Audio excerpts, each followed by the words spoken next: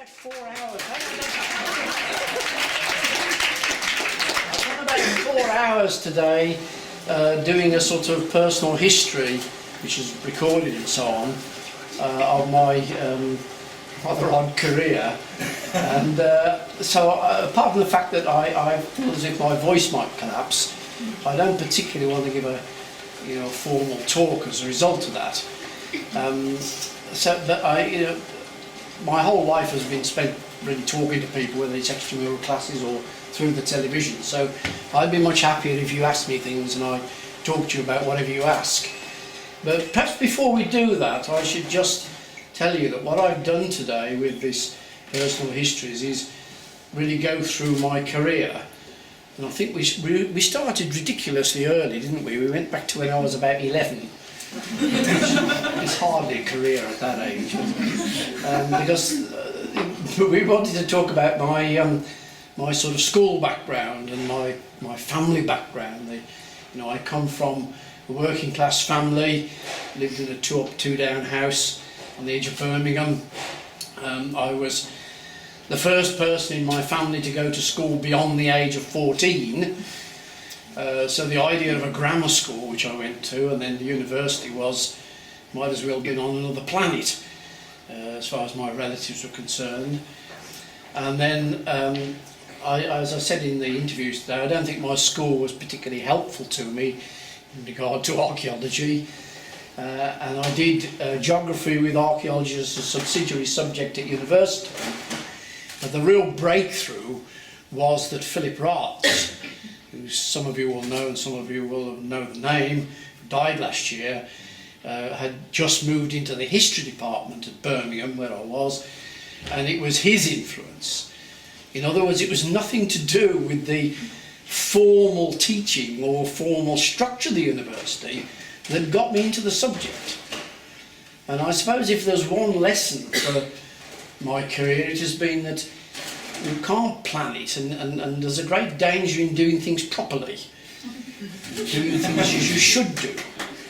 I'm afraid I am rather a rebel, I don't like structures and people telling me what to do and all the rest of it, so my life has been dominated by that approach, really.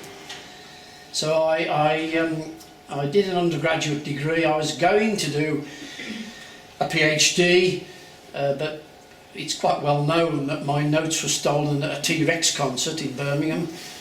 My car was broken into, and my van, I should say. So I never finished that. And then it's been a succession of jobs, and perhaps this is the interest, that I've had a terrific variety of jobs. I was an archaeologist in a county museum for 4 or 5 years, involved in compiling one of the first sites and monuments records in the country at Oxfordshire. That's also when I started, hitching lifts in aeroplanes as often as I could, taking loads of pictures. I then became the first county archaeologist for Somerset in the mid-70s, at a time when all the county archaeologist appointments were being made. I then went from there to a 1-year job at Oxford University, that's the opposition, to work in the extramural department, which was a strange move to go from local government into a university. I'm not sure you could do that today. But having done that, I then got a job as an extramural tutor at Bristol, Peter Fowler's old job at Bristol, and I've remained there ever since. So I was a local tutor and a lecturer, and the greasy pole. And to my amazement, was told to apply to be a personal chair. I'd already got several. And filled the form in wrong, so that year it didn't count. So the next year I said, I can't be asked to do that, And they said, well, we want you to do it. I said, well, you do it then. So they filled the form in, and they gave me the professorship. As far as the media goes, it began earlier than Time Team, because when I worked in Oxfordshire, I did a lot of work with Radio Oxford. They just started local radio stations in the mid-70s, and I began to work with Radio Oxford and enjoyed it a lot, sort of, you know, preparing trails and showing people around and so on. When I went to Bristol, Peter Fowler had done a lot of work with the west of England, the BBC base next to the university in White Ladies Road, Queen's Road, and I talked a lot to them about programmes, and really they didn't want to know. The feeling in the late 80s was that archaeology was very boring and nobody was interested and nobody would want to know, and so they didn't want to know. And then one day I met Tim Taylor, who is the producer of Time Team, and here we are 20 years later and I've just resigned. I think I'm the only person to leave television voluntarily rather than just be dropped, which is why it's caused perhaps such a stir. But I'm quite happy to talk about that if you want to talk about it. During the time all that was going on, I ran with Chris Gerard the Shapwick project, some of you might know, which was the dissection of an English village and its fields, as how it developed. And when I'd finished that, which was 10 years ago, was it, Teresa, or was it more than that now? And it's taken 10 years to write it up, and the big fat coloured volume is coming out in September, so that'll be the end of that. And I said I would never ever do anything like that again. And we are now 2.5 years into the Winscombe project, which is where we live and is a great contrast to Shapwick. So I'm happy to talk about that as well if you want to. So that's briefly it. I mean, there are a few partners and children and things on the way, you know, to lots of holidays on French naturist beaches, lots of Volkswagen vans. But that's the basic outline of the career. And I've said several things today which you ought to know about, because you won't believe them if you hear them from anybody else. One was that every job I've had has interfered with my work. Right? They pay you to do a job so they can stop you doing the job. And you can only do that job by leaving. I was lucky enough to have a brain hemorrhage in 1956, which meant that I could take early retirement. I don't recommend that as a strategy, but it did mean that I was out of it and could get on with the work. Not 1956. No, 2003. I claim the brain hemorrhage. I was 56. I was 56. It affects you in ways that you're not aware of. The other thing is the impossible just takes a bit longer. Yeah. Somebody tells you it's impossible. When I did my inaugural lecture at Bristol, my friend Tig O'Keefe, who's in University College Dublin, gave me a little card and it said, "Those who say it cannot be done should not interrupt the person doing it." Huh? It's really good advice, that. Anyway, let's do some questions. Give my voice a rest. This isn't very personal, but I'd be very interested to hear what you think about the pay and job security for young people who are graduating as field archaeologists. It's bad and appalling and going to get worse.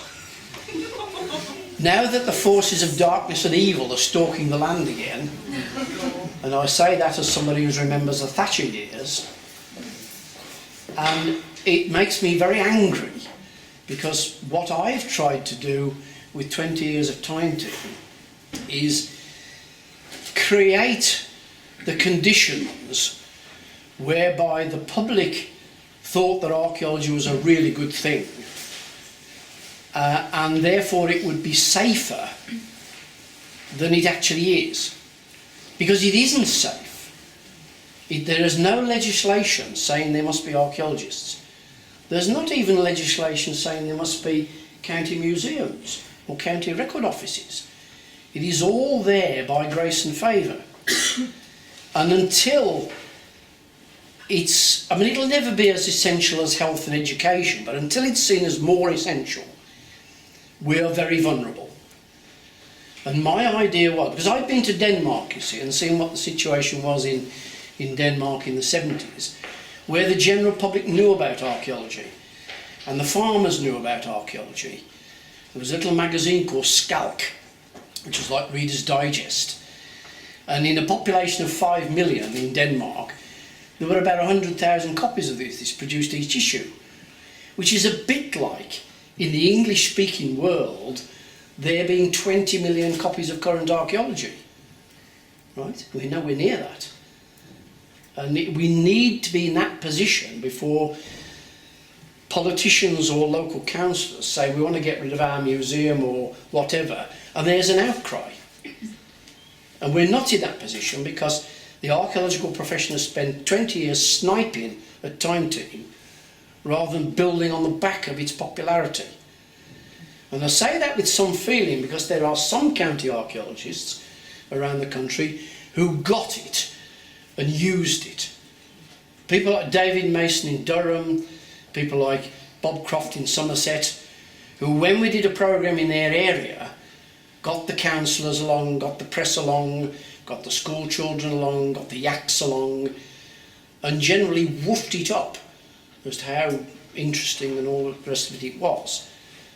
And that's rather different to county archaeologists busy sniping about what Time Team was about. Which is why I said in current British archaeology that I thought we'd failed. Because it hasn't turned out as I intended. And of course the knock-on effect is that somebody doing an archaeology degree who then goes to work with a unit ends up at the absolute rock bottom in terms of payment, which is scandalous. Awful. It's the lowest paid profession with a degree, I think it is, in the country. Yeah. And it's partly because of the value that society puts on what we do.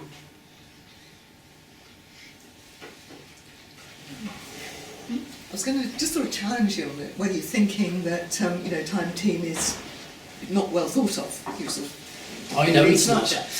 But generally that's completely wrong. I mean, it's always been used when everyone's wanted to do a sort of shorthand for the popularity of archaeology and the importance and the public interest or whatever. One has always just sort of said, Time Team, think of Time Team. It's just the shorthand for, Yeah. Doing things well, popularly, and involving everyone and all the rest of it, all the ticks. You don't hear the flack that I hear. Oh, well, but, God, come on. It's the most fractious subject. It is. And fractious profession, But I don't think I think Time Team can sort of sail above that, compared to so many other... I wish it was true. I'll It's very kind of you to say so. But having said that, which, from my perspective, it's always been a real sort of, such a bonus to have it around, was, okay, so why did you leave? No, it's good. I left because I couldn't believe what Channel 4 and some of the production people decided to do. And it wasn't even that. It was the fact that they decided to do it without any consultation. I'd been advising Time Team, and indeed the predecessors to Time Team. There was a series called Time Signs. I'd been advising them, acting as their archaeological consultants since the late 80s. And yet they decided to make certain changes to the programme, which they're entitled to do. But when they have an impact on the way the archaeology works, I went bananas. When they drop Stuart Ainsworth, who's the surveyor and the landscape person, without any consultation, and at the embarrassment of Helen at the back, and they drop Helen, who did the small finds and did the history scenes, without any consultation. That was what made me really, really angry. And when you see the scenario of it, which is that the Time Team production people, not me, who've been involved, but the production people were invited to London to Channel 4, and the first thing they said was, we want you to watch a programme. And when I was told this, I said, I know what they're going to show you.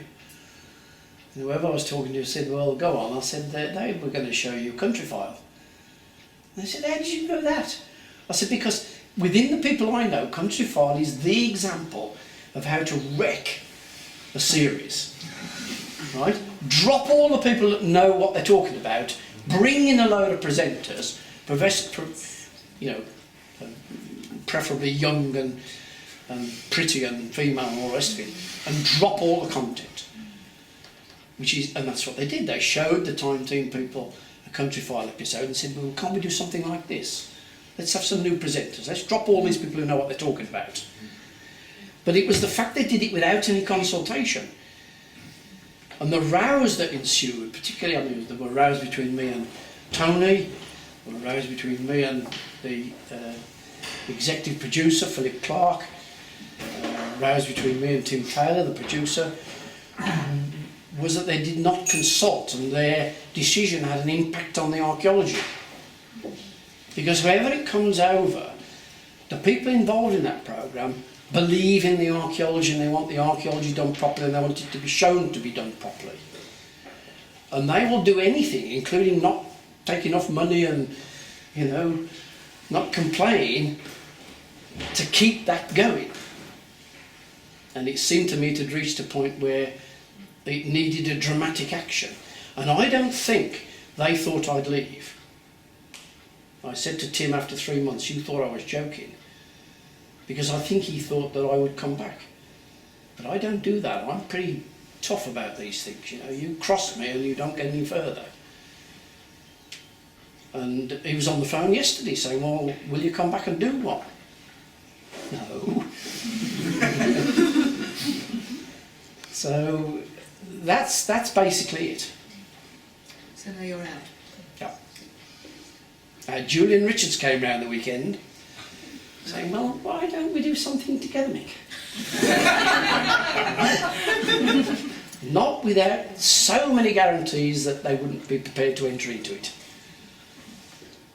I made a lot of mistakes. I mean, I have one little thing to salve my conscience, really, which is that I know Alice Roberts very well, and I used to give Alice a lift to Time Teams when she did the bones and the stuff like that on the programme. And first of all she said, if you ever sell this van, I want to buy it, because it was a 4-wheel drive Volkswagen van, which was cracking for getting on cross-ploughed fields with a load of field workers and all the equipment in. And secondly, I said to her, look, if you're going to go down this road, there are certain things you should do.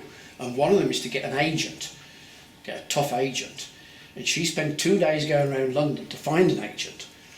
But the other thing that should have been done, and this is all the benefit of hindsight, wonderful thing that it is that right at the beginning, I should have insisted on the same position that Tony Robinson had in the setup, which was was it associate producer it was called? Executive producer, I think, isn't it? No, it's associate. And what that means is he has some control over the content and presentation of it. And it needed somebody to be associate producer brackets archaeology. So that they couldn't take a decision like they did without having to answer to the criticisms that would have come from it in that meeting in London. So I've learned a lot. Anybody else wants to try it, come and see me. Because, there is a strategy of dealing with these buggers, because they are like, well, I described them as the devil's semen on one occasion. Sperm with the devil. In a recorded interview, that was. Not today. Does that answer it, Alison? Yeah, it does, yeah. No surprises, but yeah, thanks. If you were approached by another channel to do sort of like another program with the same, not necessarily the same Time Team, but along the same line, would you accept it? I'm too old. I mean, the trouble was, I started Time Team when I was too old anyway. I think I was 42 when we made the first. And you really need to be 10 years younger than that, because it takes a lot of energy and travel and everything else. The problem is, television companies want people with who have got 60 years of knowledge about the subject, but who look as if they're 23. And that is their problem. And they will admit to that. That is what they want. They want good-looking young people, but who've got the knowledge of 40, 50, 60 years experience. And they're never going to get that. So this nonsense that they applied to Time Team and they've applied to Countryfile will go on. And you, as the watching general public, will get even more frustrated with television than you are already. So no, I don't want to know. They won't make the programmes because we're not watching them because there's no content. They'll say there's no demand. Yes. What they've done is kill the demand. But the other thing is that's very important that you should realise is there is not a shred of democracy in television. You probably don't even associate the two things together. But you would have thought that 2 or 3 million people watching a programme would have some claim on it as to whether it carried on, whether it was changed, but it doesn't work like that. There's one clown in Channel 4 who's a commissioning editor who could just wipe that out without a thought of what the consequences are, because that's how television works. And I think that's very sad, but that's how it works. So the intersection of archaeology and media has been going down this path for a couple of decades now, where it's kind of, I mean, there's been a lot of like uproar in the States right now with 2 essentially looting television shows announced on National Geographic and Spike TV. But how do you propose that you bridge the gap between what audiences now think of archaeology, that they don't have any reliable source on mass media, and what we provide and what we present? Well, you probably can't if television companies don't decide to listen and talk to archaeologists or indeed anybody else and present it, if you like, in an intellectual way or whatever. You won't get that. I mean, they go through phases. I mean, they're in a phase at the moment, aren't they? Of, Brian Cox can't do anything wrong with astronomy, and there's De Soto can't do anything wrong with physics and so on, which is great. I watch all that stuff. But that will come to an end when they say, well, can't you do this a little bit like that, or can't you do this instead? And they'll start tinkering and messing and downgrading it and dumbing it down or whatever. They can't help messing. The great thing about Time Team was that, and again this is hindsight, they basically forgot about us for 10 years. That's the reality. Because it was a programme where they put the money in each year, the executive producer, Philip Clark, was very good at dealing with the office and the money and hiring people and so on. They could forget about that side of it. They could just let him get on with it. And at the end of the year, we delivered these programmes which there was no swearing, there was nothing offensive. Parents could sit down with the children in the evening and watch them. It was totally reliable. And then for some reason, in 2010, they thought, oh, we'll look at this again. Let's have a look at this. It's been running a long time. Instead of leaving it alone. Because you could make it forever. People would watch it forever. But they decided to mess. As you can imagine, there are thousands of letters and emails that have been printed out for me because I don't do any of the modern technology. And this is from all over the world because it's sold to 37 countries. And it's very big in Australia and Canada and places like that. And most of the comments go something like, it wasn't broken, why do they want to fix it? How many times have you heard that about modern society? Catherine? It was, well, there were lots of points, which is very interesting. I think they have messed up around the box actually by putting that Dara over in. But what I very good. But what I wanted to say was a couple of years ago there was a series on the media and various things, and in fact Henry's there too. And there were some producers who said basically what we were asking, why is it that television is aimed at young audiences when in fact young people have got plenty of other things to do with That's their right, lives absolutely. and that the audience for telly is increasingly, you know, aged persons, quite a few of which still have some of their brain cells. Yeah. And the point was that it was the advertisers who drove it, that the advertisers knew that aging persons have already decided which brand of soap powder they're going to buy and may have dwindling income anyway, and they want to catch the young people. So the telly is aimed at young people Yeah. because of the advertisers, because they're funding at least the non-BBC bit of it. Yeah. And that seemed to me to make a horrible kind of sense. Oh, it does, yes, and in fact, if you scratch the surface with a lot of the problems we've had, it is this mythical person, the 18 to 24-year-old male, who they are aiming at and they want to attract as an audience, as if the 18 to 24-year-old male hasn't got far better things to do than to watch a programme like Time Team, or indeed anything else. And that's another thing that irritates me, because, as you say, the audience for many of these programmes, and many of these programmes before they're butchered, is the 50, 60, 70-year-olds with a brain that's working. You know, it's the same audience that went to extramural classes before they were butchered by Thatcher, you know, and they don't value this audience. And actually, I mean, I know you mentioned the advertisers. If you look at the adverts, and I started to do this a few years ago, and to my surprise I found that other people in Time Team were doing it, which is to look at who's advertising in the gaps in Time Team. And although you say the advertisers want the 18 to 24-year-olds, it's quite clear that they know who this audience is that watches this programme, and it's a particular type of advertisers who apparently are quite happy with it.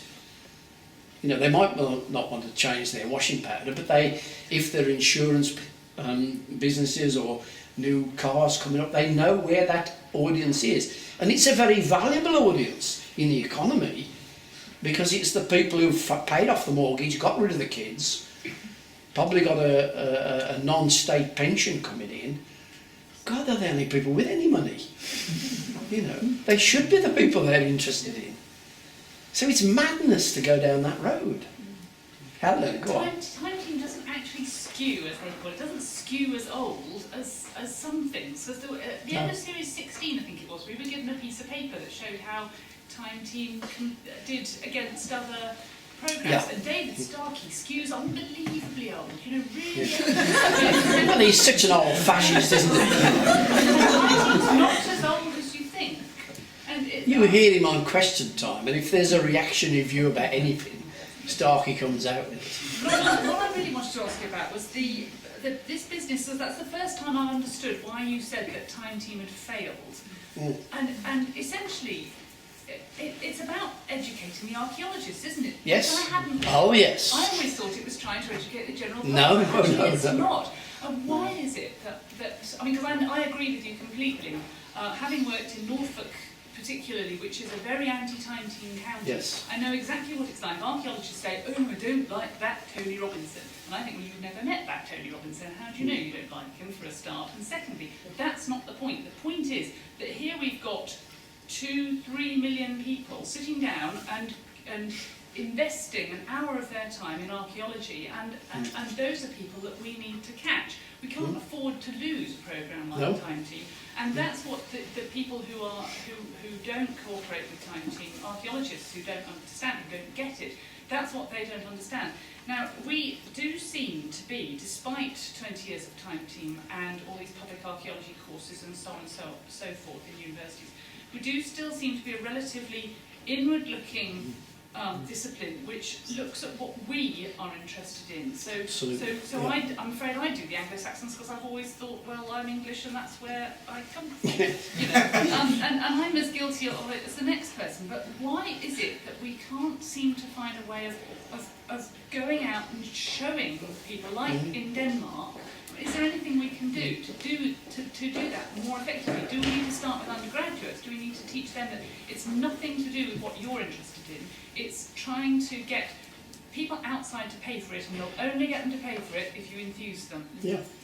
Well, you've got to fight on 25 different fronts. It's like any war, you know, and it's not very easy to do that.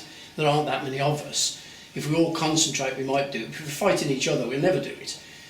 I mean, I've been up to Houses of Parliament now 3 times, with Tony on one occasion, with Julian Richards as well on one occasion to talk to, there's an all-party parliamentary archaeology group and a mixture of peers and lords and MPs, and the message from them is, you don't complain enough.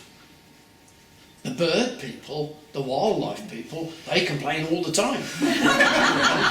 And we're politicians, we only respond to pressure. So unless we say to them, look, the legislation isn't good enough, the provision of museums isn't good enough, the payment of archaeologists that you asked about isn't good enough, they won't do anything about it. They've got too many other things to do. Just look at the news. So we've got to attack on that front. We've got to attack on the undergraduate front, as you say. You know, we've got to stop doing a lot of the things that we do and concentrate on sort of getting the job done, really. I mean, I could give you, I mean, I've probably already given you endless examples of things we need to do. I mean, one that I quoted today, which I think is quite a good example, is Jill Hay, who works for the Oxford Archaeology Unit. She digs the gravel sites in the Thames Valley.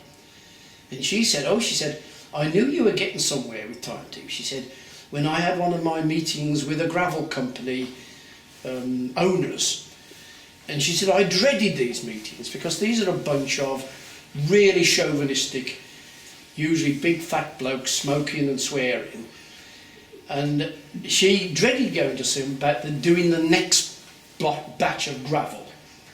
And she said, I went to see this group, and one of them said, is it like that bloody programme with Baldrick on it? And she said, well, yes, we wanted that. That's fine, we know all about how that works now. And she said, I realised that for once, you know, you'd made an impact on exactly the sort of people who you wouldn't expect to know about it. Something that Andrew Selkirk, when I did an interview with him last week, said, my big criticism of it is you've lowered the tone of it so that ordinary people understand what's going on. Right? Unbelievable thing to say, I thought. And in fact, I took him to task about it. I said, how dare you say that? You're talking about the people I was brought up in, who don't have an academic background and don't know about these complicated concepts, and you're telling me I shouldn't be making that available to them. So you watch the next edition of Current Archaeology. I'm probably going to be rubbished in that as well. So. Yeah. Do you think Time Team has a future without you? That's a difficult one, isn't it? Do you want a really honest answer? I think it's probably had its day anyway. I would be very surprised if I'd stayed this year that they're filming now. They're not actually filming this week, they will be next week. I think, and perhaps Helen will tell me what she thinks about this, my feeling was last year that everybody thought that this year would be the last year. Because they booked Tony on 3-year contracts, and this is the last of his 3-year contracts for the last contract. There was also the suggestion, I think at the beginning of last year, that Channel 4 wanted to drop it anyway. I mean, Teresa picked more information up than me about this. And there were various shenanigans went on to keep it going. So that you could almost think, well, you know, even Channel 4 are thinking, well, let's drop this. But absolutely blatant conceit means that I would say, no, of course it can't go on. I just wanted to ask, you addressed kind of how people don't really like to be patronised with kind of archaeological knowledge, being people who aren't kind of up to date with academia and academic trends within archaeology. Aside from television, do you have any other ways that you think would be a good sort of bridging tool to kind of bring archaeologists out of their ivory tower without kind of having to deal with the politics and red tape of television? Well, in some ways, it's like it used to be, is what's needed. I mean, as I said to you, Thatcher killed off extramural departments. I know because I was in one. And that had the effect of people going out into villages, talking to local people. That was all cut off. It hardly exists now. Well, very unusual in this university in having Sue Oosterhuizen, who still does courses like that. But everywhere else it's gone. And that was the first line where, you know, I mean, as I wrote an article recently in the Oxford Handbook, that's the other place, the Oxford Handbook of Public Archaeology, in which I was talking about the late 60s and the 70s, and I said at that time everybody did extramural teaching. You know, if you had a museum job, 1 or 2 evenings a week you went out and did extramural classes. You know, everybody did. If you worked for a unit, if you worked in a gravel pit, you did archaeology, worked in a museum in archaeology, you did an extramural class. Everybody did it.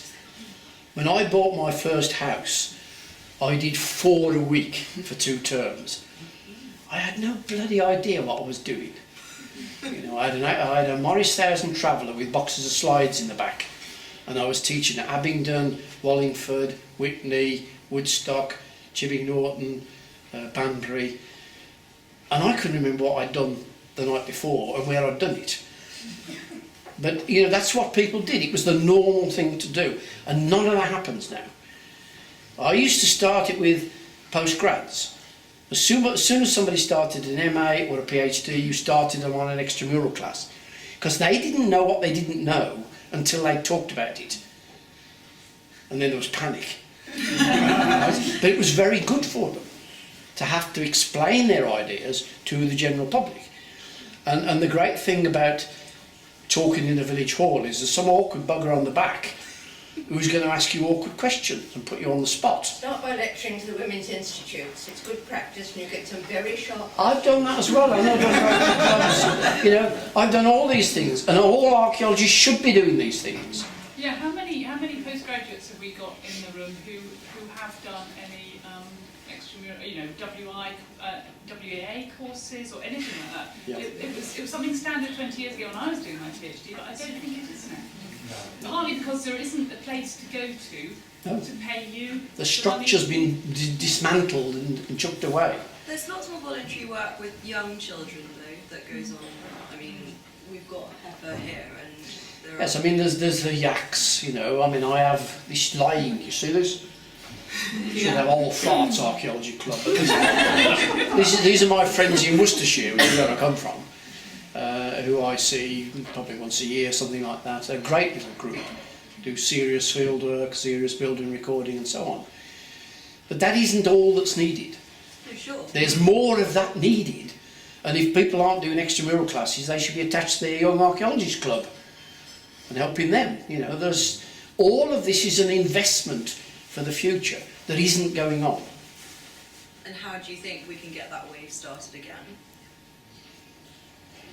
I'm not sure. I mean, I think I'd know how to start extramural, because Teresa and I have thought of actually doing it around where we live. You know, hiring a hall, working a fee out, advertising it. You know, you'd probably get 50 people and you'd be away again. That wouldn't be so difficult. I'm trying to get a Young Archaeologist Club started in Somerset, and all of that goes into other areas of problems in archaeology. I mean, one of my great hopes at the moment is that the minister, amongst the present shower, who looks after archaeology and tourism and so on, lives in my village. Right? John Penrose lives in my village. And the several times I've met him, I said, you and I need a chat. I said, it'll be like sleeping with the enemy, but I don't mind. You know? So he's under no illusions as to what I think of this shower, because I use that word in front of him. And about a fortnight ago, 3 weeks ago, he came round for 2 hours on my territory. Very important that, in my house. Right? And we went through a lot of things that he's dealing with. And I said to him, people in your position need a jester or a fool like me. I will tell you things that nobody else will. I'll tell you the truth, but you've got to listen. And at the end of the 2 hours, he said, that's been really, really useful and interesting. And I said, well, you need 2 more sessions on it. You need one on the whole archaeological process, you know, the actual stages, because he's got people telling him things and he doesn't really know where they fit in. I said, and the other thing, we need a session on what the problems are, which includes things like museums, you know, storage problems and material generated by units working in the field and so on. And he said that would be really, really useful. Now, whether that actually happens, whether he takes any notice, but I'm just the person to tell him. And things like the pay of archaeologists and all the rest of it will come up in that.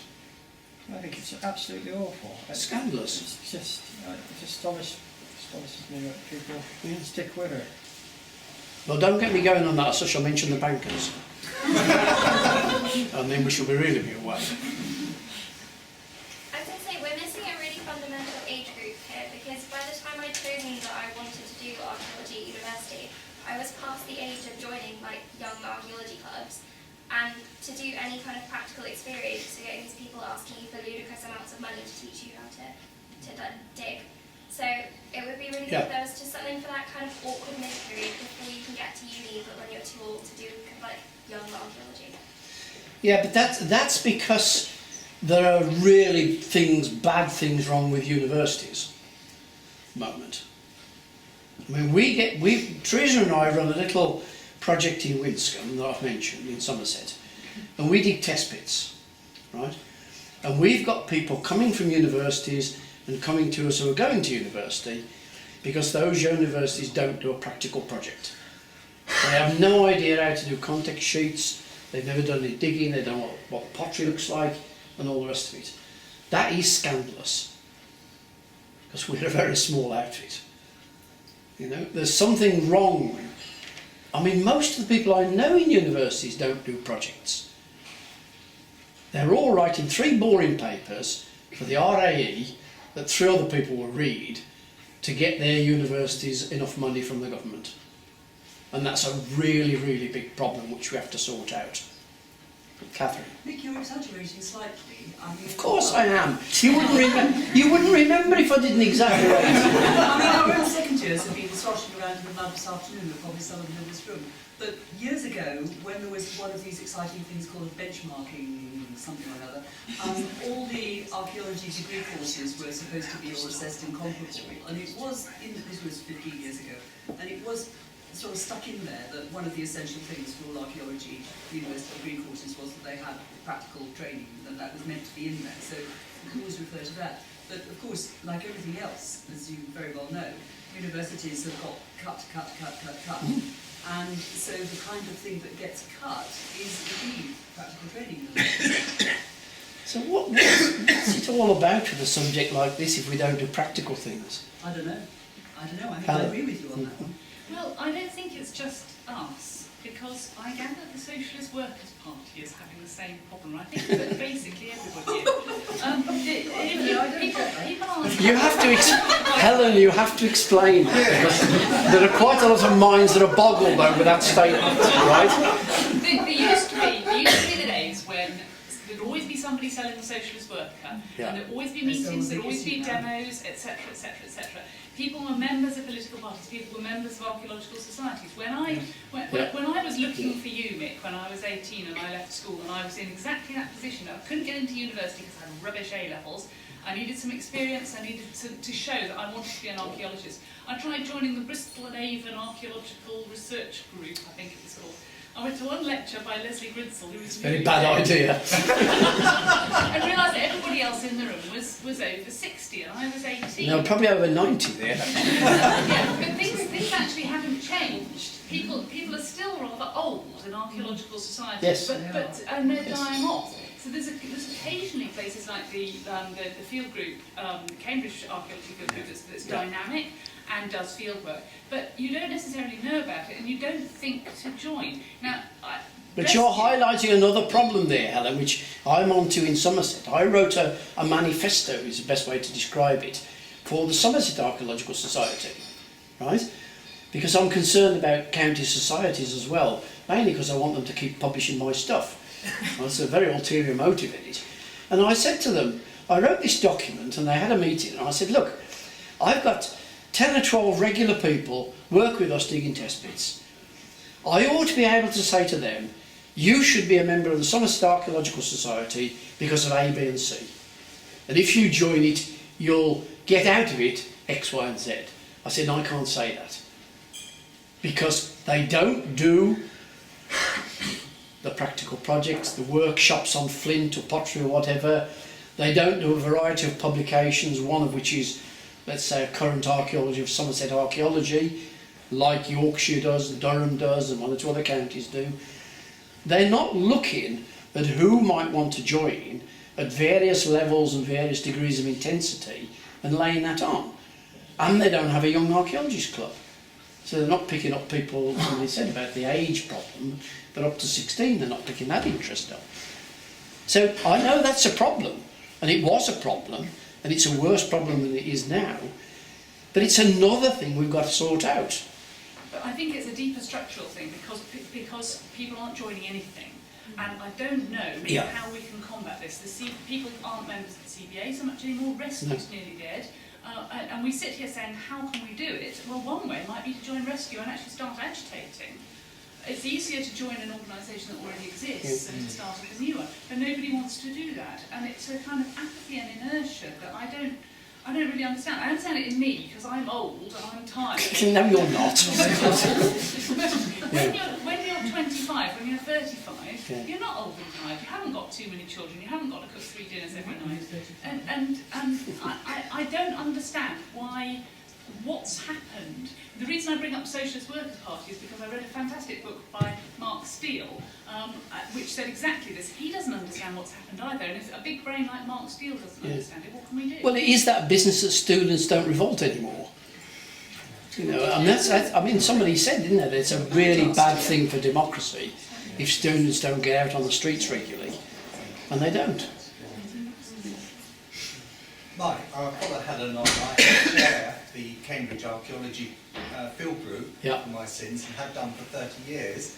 And most of these people that we have in the group are from extramural study groups. In fact, we were the first people to set up the Archaeology Extramural Unit under David Tramp, but Sue now runs as a degree course at Madeley Hall. But having said that, perhaps we're missing the people that could come and join us, because we actually have an experience in, well, Helen knows that, from excavating at Wimpole Hall for the past 10 years. And I'll just slip back a bit about your time team. Whether this is a special unit, I don't know. But last year, when we were at Wimpole Hall and the year before, we had visitors, 1,800 people I spoke to virtually throughout that whole excavation of the archaeology weekend. Most of the children who came and spoke to us, and their parents said, oh, is it like time team? And apparently most of their experiences and enthusiasm came from your programme. Now, I think that's very sad that it's gone down that track and it's been cut off, because there is a population moving up that suddenly is going to hit nowhere.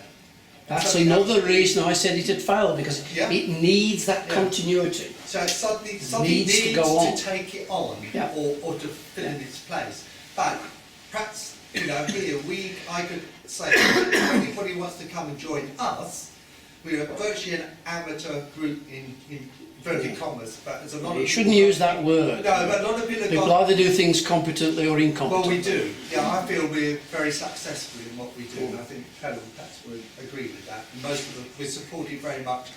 I'm with the university, but you know, try and get people from the town and gown to mix, to come in, so that anybody can come and join us. And we have a great team, and if anybody in the room wants to come and join us, get the experience of field work, we do field work in... So this is an advert, really. But we have lectures here throughout term, and I'm in zoology, Barry Fuller, get my name and I'll send all the information to you. The other thing we do is I have money for bursary, and so each year... money. I ask... Sorry? Money, that's good. Yeah, each year I have 2 people this year who have written to me, done a dissertation. One is on the Mary Rose, and the other one is on Roman finds in Valerian. So I've looked at that, and I'm going to offer 2 bursaries here. Both these people, and from sixth form college, most of them are, and they go off to university. And most of our people we've had in the past 6 years, we've had this bursary.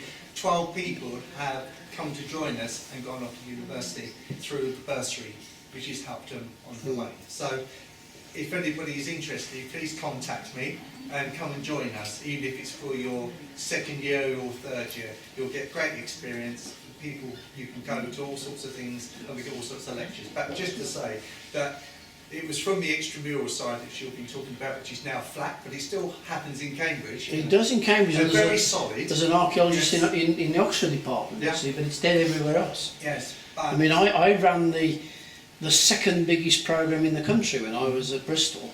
The biggest was London.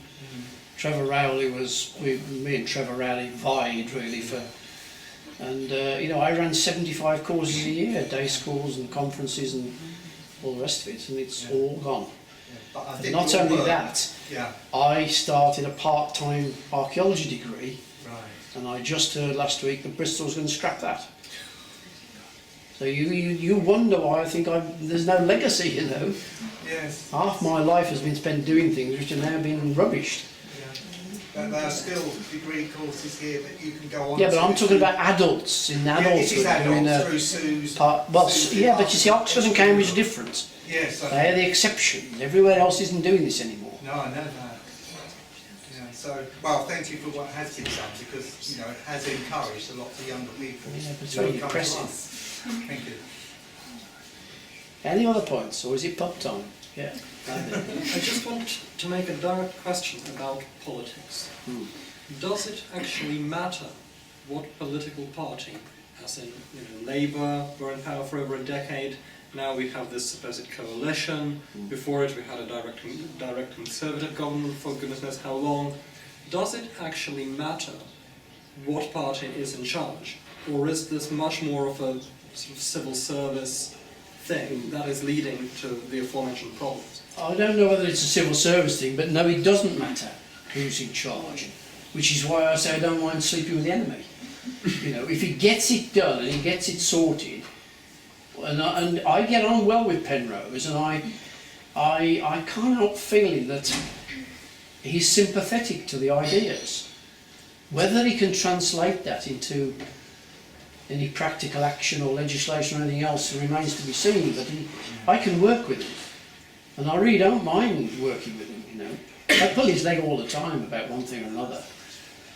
So I always get on better with people if I can pull their leg like that. So as far as you're concerned, you're happy to work with essentially any party. Do you also get the impression that all the parties, as it were, are equally open to archaeologists? I don't think they know enough about it, or even if it exists. I don't think it's on their radar. And that's our fault. Alan was saying, you know, Mick Clegg's got a degree in it, he ought to know. What does that mean? I mean, one of the things we've learned from doing Time Team is that all the units, the people who actually do the archaeology in much of the country, they get graduates coming from universities and they have to start teaching them about archaeology. Because they have no idea how to dig, record, draw or anything else. So again I say to you, what the hell are the universities doing? You know, if units have to do that. And that's not, we're not talking about one unit, we're talking about unit after unit after unit that Time Team's worked with. It's a terrible indictment of what we're up to. But I really don't think it's not a party political thing. It's more to do with archaeologists putting a case forward. And Helen's quite right that, you know, we don't do that. We're not unified enough to present a sort of, this is what we need, this is what the country ought to have, not at the expense of health, education or whatever, but as part of a quality of life thing, and the enjoyment of the country and everything in it, you know. This is what's needed.